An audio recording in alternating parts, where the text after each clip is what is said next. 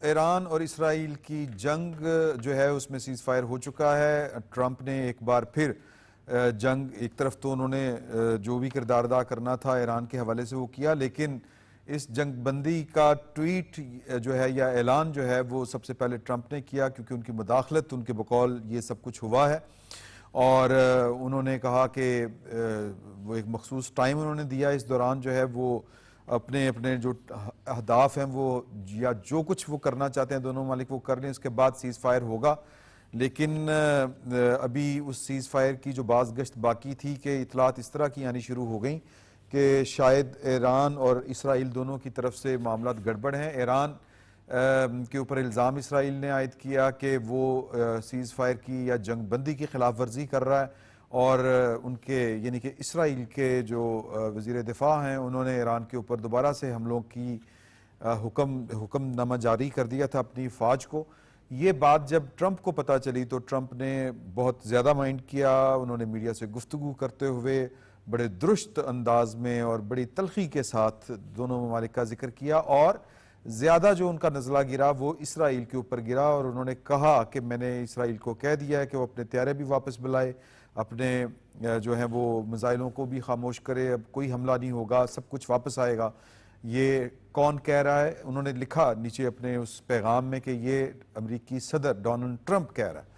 تو اب دیکھتے ہیں کہ اسرائیل کا کیا رد عمل ہوتا ہے. جو آخری ورڈنگ ہے وہ تو ایران کی ہے، اور دنیا بھر کے جو دفاعی تجزیہ نگار ہیں وہ اس سارے معاملے میں جو تعبیر کر رہے ہیں، فتح کس کے ساتھ جوڑ رہے ہیں، وہ ایران کی طرف معاملات جا رہے ہیں. اور کچھ تجزیہ نگاروں کا یہ بھی کہنا ہے کہ غزہ میں جو امن کے امکانات بڑے روشن ہو گئے ہیں اسرائیل کے خلاف جو ایران نے اپنی مزاحمت دکھائی ہے اس کے بعد، یعنی اس خطے میں اب ایران جو ہے وہ ایک صلاحیت رکھتا ہے کہ منمانی شاید وہ اسرائیل کو آنے والے وقت میں نہ کرنے دے. تو یہ جو ہے جو ایک ڈیولپنگ سٹوری ہے، ہم اس کے اوپر بھی گفتگو کریں گے. اس کے علاوہ 9 مئی کے 8 مقدمات میں لاہور ہائی کورٹ نے بانی پی ٹی آئی کی جو درخواستیں ہیں وہ مسترد کر دی ہیں ضمانت کی. اور یہ ٹیکنیکل ایشو ہے کہ وہ ضمانتیں جو آن میرٹس پہلے نیچے سے مسترد ہوئی تھیں جس کے خلاف وہ گئے تھے ہائی کورٹ میں، اور وہاں سے بھی یہ مسترد ہوگی، کیونکہ ضمانت کا جب کسی ایک مقدمے میں آپ کو رعایت ملتی ہے تو اگر آپ اس کا مس یوز کرتے ہیں تو باقی مقدمات میں وہ رعایت آپ کو نہیں دی جاتی، بلکہ پہلے والی بھی رعایت واپس لے لی جاتی ہے. یہ ایک بڑا ٹیکنیکل سا ایشو ہے، اس کے اوپر بھی ہم گفتگو کریں گے. لیکن پاکستان میں اس طرح کے جو بھی معاملات ہوں ان کے پس منظر میں بھی جو سیاست ہی کو دیکھا جاتا ہے. اور اس کے علاوہ جو خیبر پختونخوا اسمبلی ہے اس نے اپنے بانی کی ہدایات کے باوجود، یعنی کہ پاکستان تحریک انصاف کے بانی کی ہدایات کے باوجود، انہوں نے اپنا جو بجٹ تھا یہ 2024-25 والا یا 25-26 والا وہ انہوں نے منظور کر لیا ہے. اور اس پر پارٹی کے اوپر یا پارٹی کے لائلٹی کے اوپر سوالات کھڑے کر رہی ہے باقی پارٹی قیادت اور علیمہ خان صاحبہ بھی. ان کو یہ لگ رہا ہے کہ شاید ان کے بھائی اور جو پارٹی کے بانی چیئرمین ہیں وہ مائنس ہو چکے ہیں. اس وقت مائنس عمران خان کی جو گفتگو انہوں نے کی ہے وہ پاکستان کے نیشنل میڈیا کے اوپر وہ بہت زور و شور سے جاری ہے، اور وہ محسوس کیا جا رہا ہے کہ آخر اس طرح سے کیا ہوا کہ پوری کی پوری پارٹی ڈس لائل کیسے ہو گئی. اور ویسے بھی یہ اسمبلی توڑنے کی جو بات ہے، اس نے کیا پاکستان تحریک انصاف کو پہلے کچھ پے بیک کیا تھا؟ جو اب یہ بڑی ایک ٹیکنیکل سی بات ہے کہ جب کوئی اسمبلی اپنا بجٹ منظور نہ کر سکے، فنانس بل منظور نہ کر سکے تو وہ خود بخود تحلیل ہو جاتی ہے. تو بہرحال جو بیرسٹر گوہر صاحب ہیں وہ کہہ رہے ہیں کہ جی کہ 1 منٹ لگائیں گے اسمبلی توڑنے میں. یہ اسمبلیاں توڑنے کا اتنا شوق کیوں ہے، اس پر بھی ہم گفتگو کریں گے. باقی قومی اسمبلی کے سٹاف کے ساتھ بدتمیزی کرنے کے اوپر پی ٹی آئی کے کچھ ارکان کی طرف سے بدتمیزی کی گئی تھی، اس پر غور و خوض کیا جا رہا ہے کہ ان ارکان کے خلاف کیوں نہ ایکشن لیا جائے. تو یہ اب تک کی سٹوریز ہیں، اور ان ساری سٹوریز پر گفتگو کرنے کے لیے ہم نے زحمت دی ہے جناب سلمان غنی صاحب کو. سر بہت شکریہ آپ کا. اور خالد فاروقی صاحب کو سر آپ کا بھی بہت شکریہ، اور خالد قیوم صاحب کو آپ کا بھی بہت شکریہ سر. 2 حصے ہیں جی. ایک تو وہ ایفرٹس ہیں جو نظر آ رہی تھیں ایک وہ ایفرٹس تھیں جو نظر نہیں آ رہی تھیں. آج صبح جو ہے وہ یعنی کل جب ایران نے قطر کے اوپر اپنا جوابی حملہ کیا, جواب دیا امریکی تنصیبات کے اوپر, تو علل صبح آج وزیر اعظم پاکستان نے جو سعودی عرب کے اور قطر کے جو وزرائے خارجہ ہیں ان سے ملاقات کی.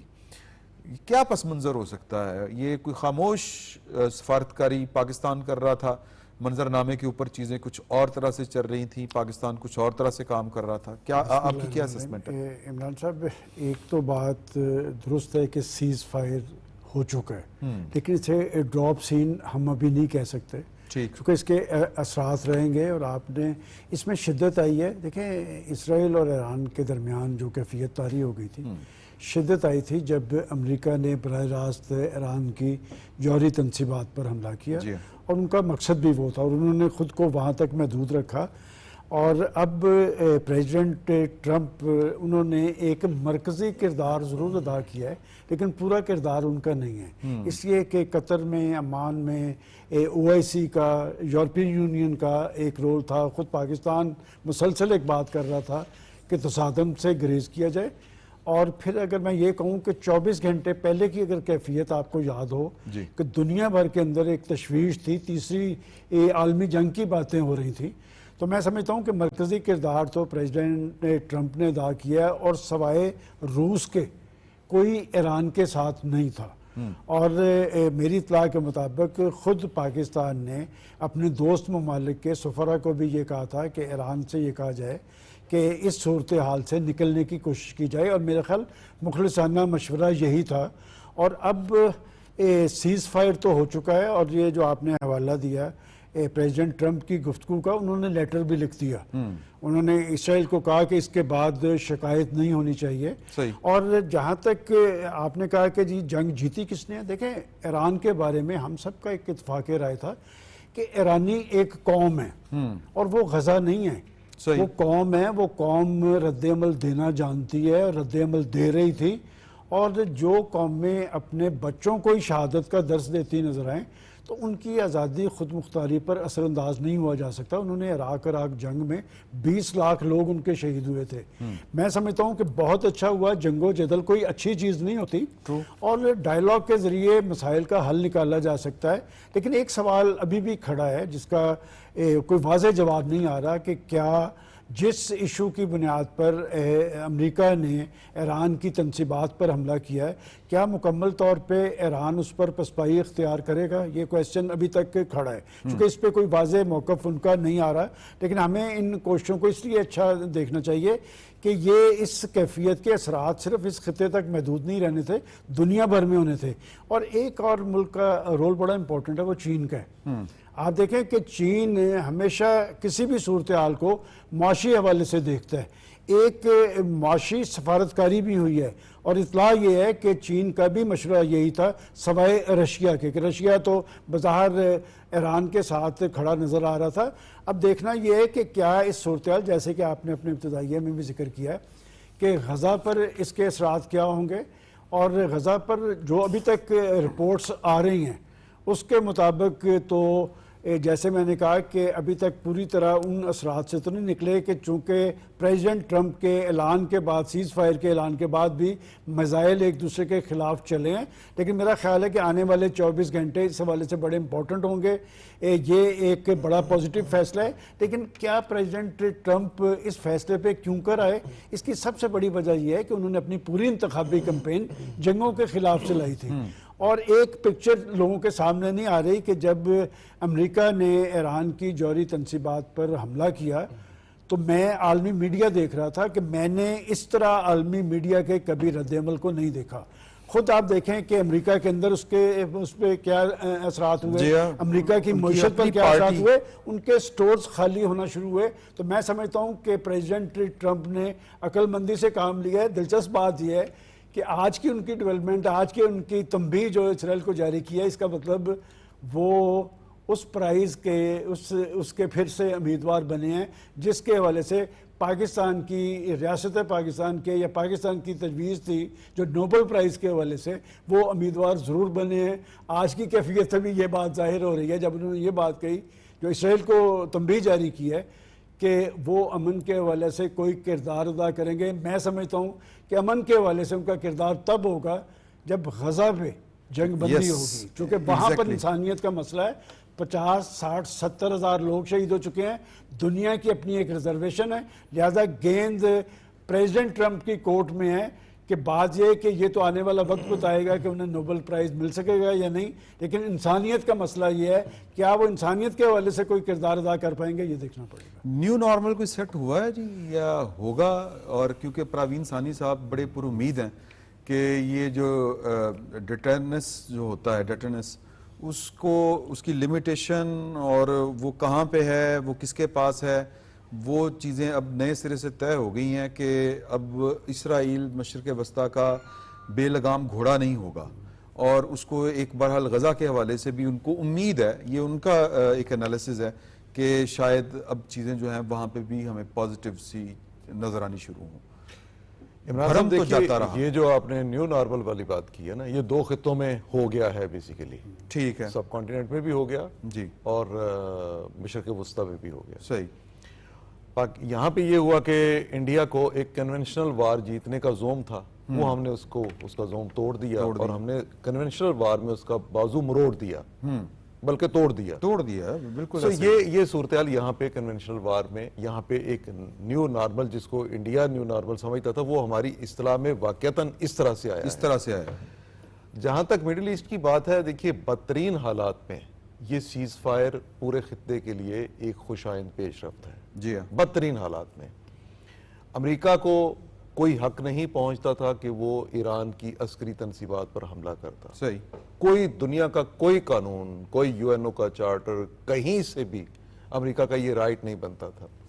ایک پیشنٹ کے بارے میں یہ شکایت یا کسی کے بارے میں شکایت کہ اس کے بازو میں یہ تکلیف ہے تو اس کا بازو کاٹ دینا, یہ کوئی ٹریٹمنٹ نہیں ہے. انہوں نے جس طرح سے یہ کام کیا, یہ ایک صریحاً ایک ناانصافی اور اسرائیل کی سرپرستی.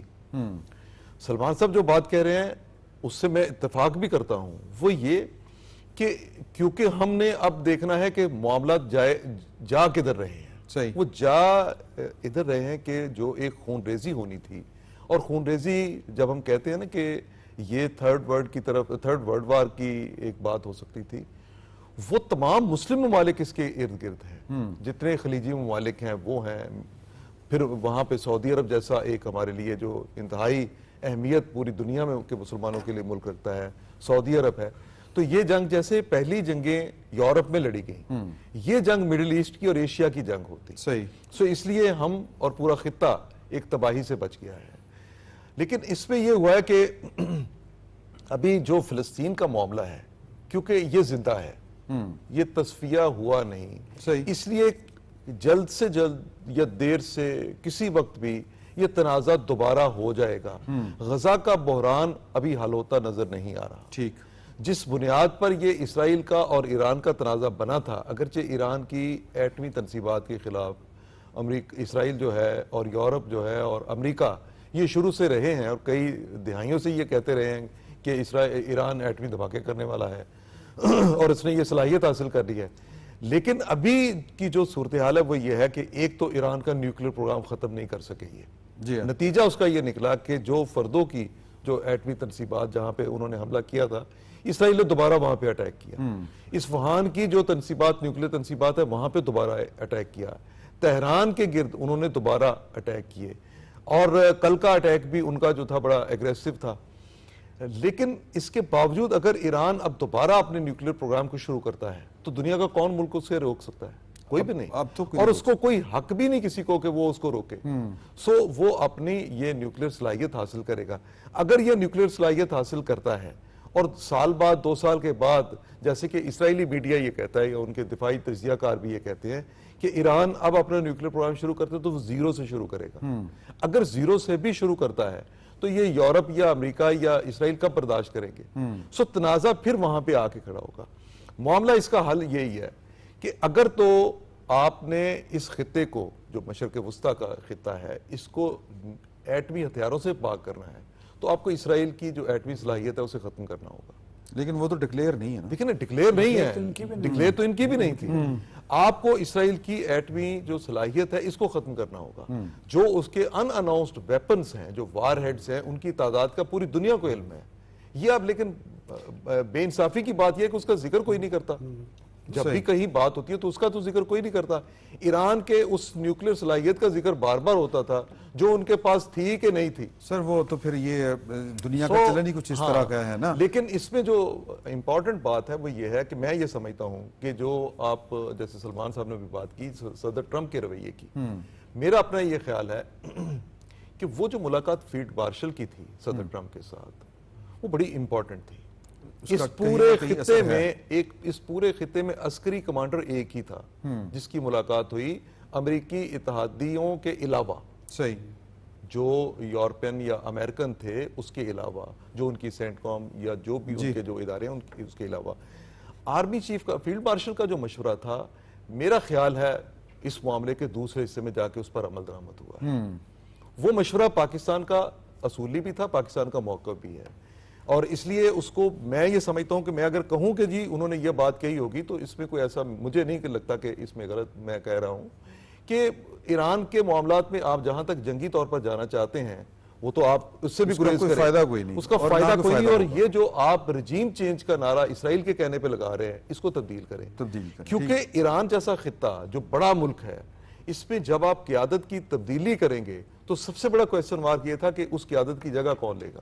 ٹھیک ہو گیا, یہ معاملہ تھا. اس لیے میرے اپنے خیال کے مطابق جہاں صدر ٹرمپ کا ہمیں کوئی تحمل اور بردباری والا رویہ نظر آ رہا ہے, جہاں پہ وہ ایران کو, اسرائیل کو بھی وارننگ کر رہے ہیں, وہ فیلڈ مارشل کا ان کو یہ ایڈوائس یقینی طور پہ ان کے کانوں میں ہوگی کہ ایران میں قیادت کی تبدیلی والے معاملے میں نہ جائے جائے. بالکل ٹھیک ہو گیا. اسرائیل نے لائن کیا تھا جی, ریڈ لائن نہیں, لائن رائز اس طرح کر کے وہ آپریشن کا نام تھا, جو بیسیکلی وہ اشارہ کرتا تھا رائزنگ لائن, جی rising line, sorry rising line والا, کہ وہاں پہ رجیم ہم نے چینج کرنی ہے. دوسرا ان کا ٹارگٹ تھا کہ ہم نے ان کی ایٹمی صلاحیت کو ختم کرنا.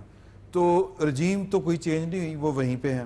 ایک بات یعنی ایک ناکامی ہوگی. دوسری ناکامی کہ امریکہ سے لے کے دنیا کی کوئی حکومت اور کوئی جو کہہ لیں کہ نیوز ایجنسی سے لے کے کوئی میڈیا ہاؤس تک یہ کلیم نہیں کر رہا کہ جو بمباری ہوئی تھی یا جو اسرائیل اور دوسرے تیسرے جتنے بھی آپریشن ہوئے ہیں, یہ صلاحیت ختم ہو گئی ہے. یہ ابھی تک کسی کی طرف سے کلیم نہیں ہے کسی کا بھی.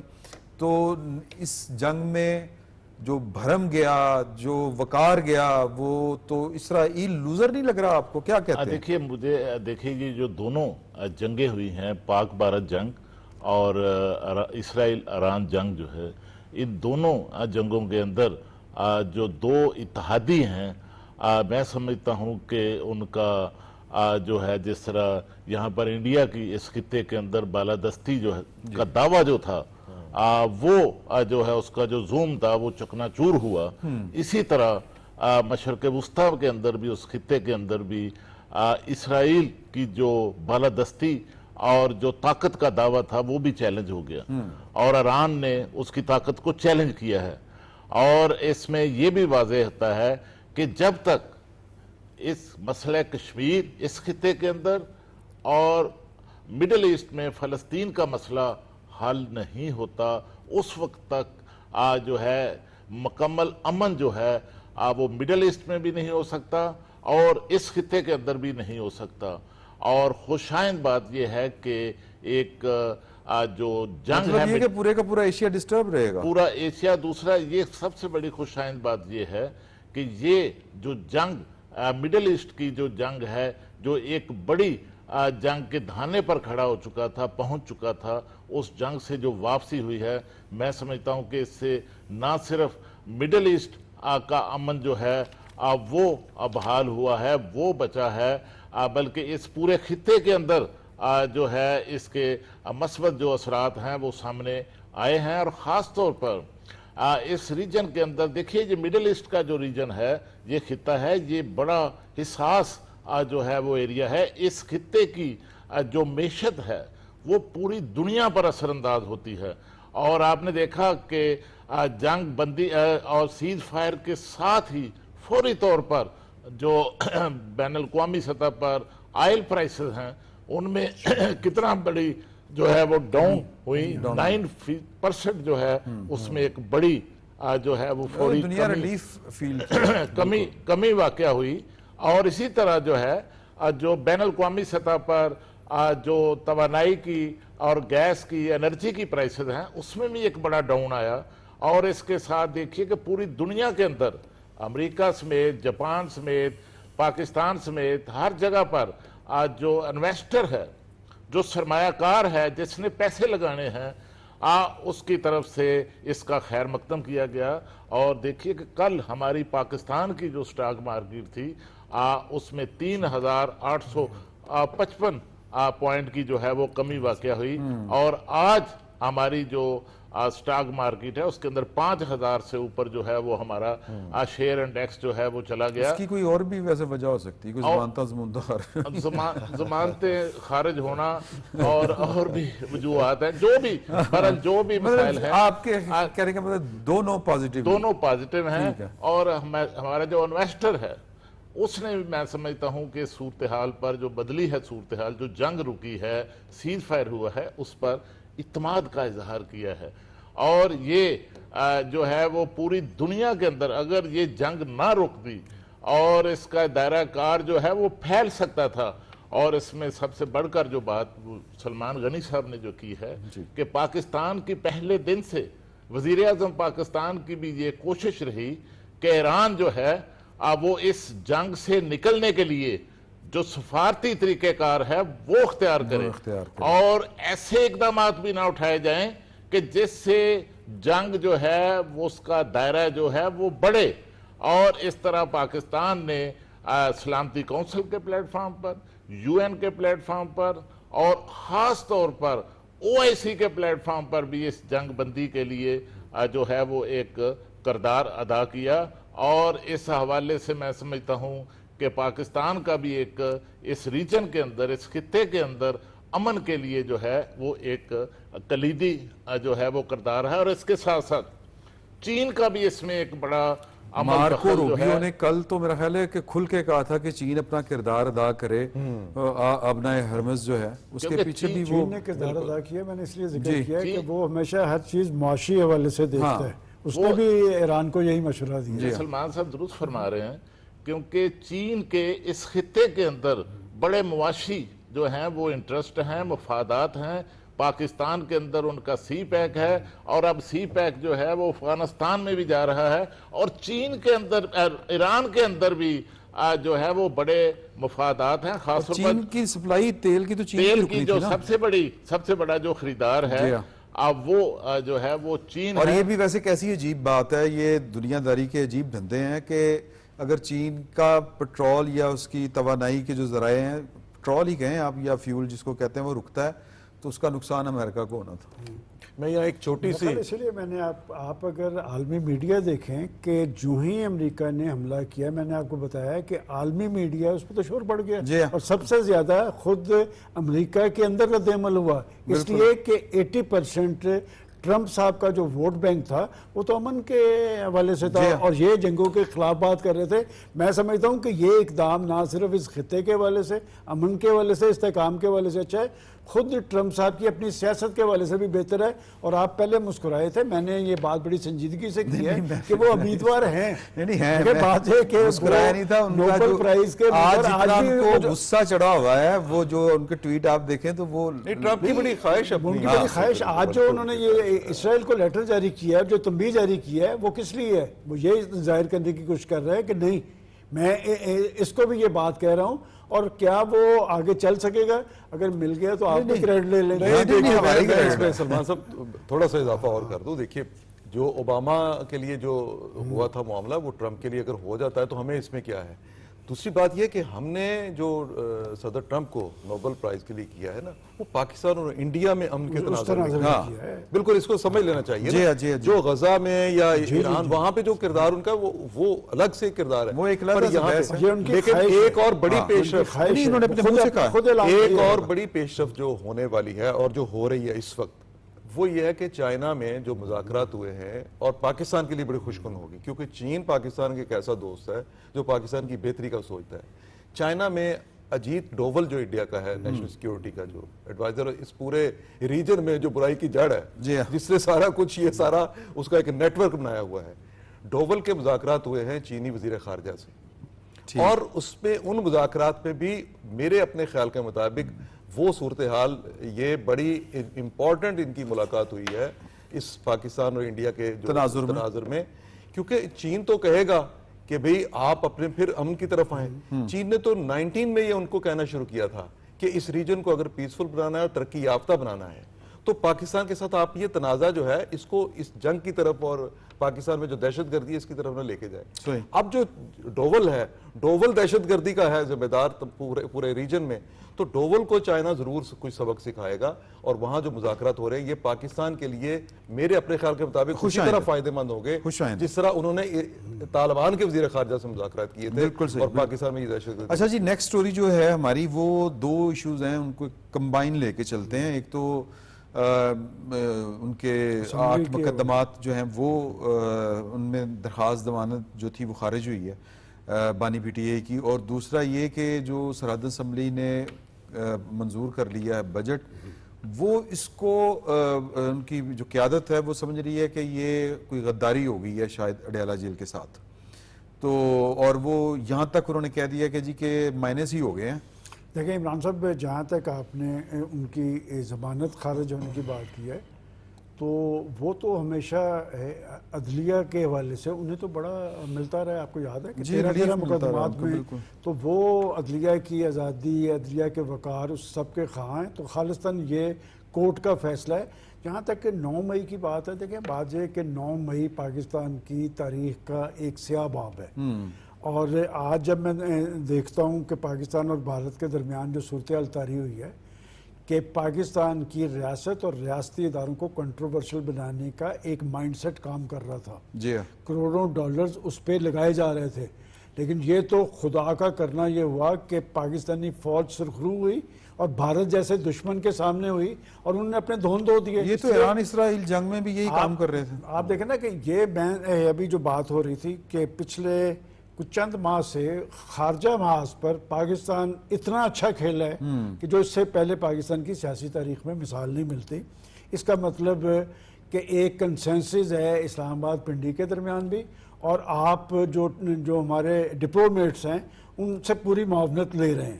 اب بات یہ کہ جی جو صورتحال بنانے کی کوشش کی گئی ہے پختونخوا میں، کہ اگر میں آپ سے یہ سوال کرتا ہوں کہ اگر پی ٹی آئی اپنی ہی اسمبلیاں اور اپنی حکومتوں کا خاتمہ نہ کرتی تو آج اس کیفیت میں مبتلا ہوتے، اور ان کی ہمشیرہ محترمہ نے جو بات کی ہے یہ تو چارج شیٹ ہے خود پی ٹی آئی کے لیے۔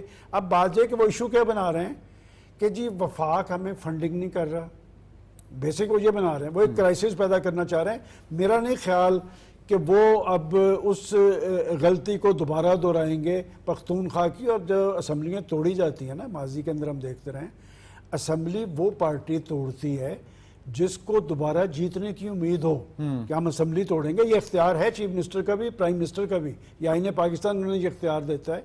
تو جس کیفیت سے وہ دوچار ہیں، کیا وہ دوبارہ، اس لیے میں یہ بات کہہ رہا ہوں ان کی کارکردگی کو جواز بنا کے، کیا انہوں نے وہاں پر ڈیلیور کیا ہے؟ ان کو جو وسائل وفاق نے دیے تھے 800 کروڑ آپ کو دہشت گردی کے سبب کے لیے دیا تھا، آپ تو وہاں پر اپنی وہ فورس نہیں بنا سکے جس نے دہشت گردی کا۔ تو میں سمجھتا ہوں کہ میں نہیں سمجھتا کہ وہ اسمبلی توڑنے تک جائیں گے۔ البتہ علیمہ خان صاحبہ کا جو انہوں نے کویسچن کھڑا کیا ہے وہ اس پارٹی کے لیے لمحہ فکری ہے۔ وہ کہتے ہیں کہ میرے برادر محترم کو جس کیفیت سے دوچار کیا ہے اسی پارٹی نے کیا ہے، اور میں آپ کے پروگرام میں بھی ہمیشہ یہ بات کہتا ہوں کہ وہ نہ حکومت کو ذمہ دار ٹھہرا سکتے ہیں نہ اپنے سیاسی مخالفین کو۔ یہ تو آپ کا اپنا طرز عمل تھا نا۔ مجھے یاد پڑتا ہے، اگر مجھے آپ کہنے کی اجازت دیں، کہ چودھری پرویز الہی، سبطین خان سمیت 90% ان کے وزراء جو پنجاب کیبنٹ کے تھے، میں آپ کو پورے یقین سے کہتا ہوں کہ وہ تو کہہ رہے تھے کہ یہ احمقانہ اقدام بھی ہم کریں گے، اور مجھے چودھری پرویز الہی صاحب کے الفاظ یاد آ رہے ہیں کہ ہم تو اسمبلیاں جوڑنے والے لوگ ہیں، ہم اسمبلیاں توڑنے والے لوگ نہیں۔ اور میں آج بھی سمجھتا ہوں کہ چودھری پرویز الہی صاحب نے اسمبلی نہیں تھی توڑی، زبردستی جو کچھ ہوا سب کو بچائے۔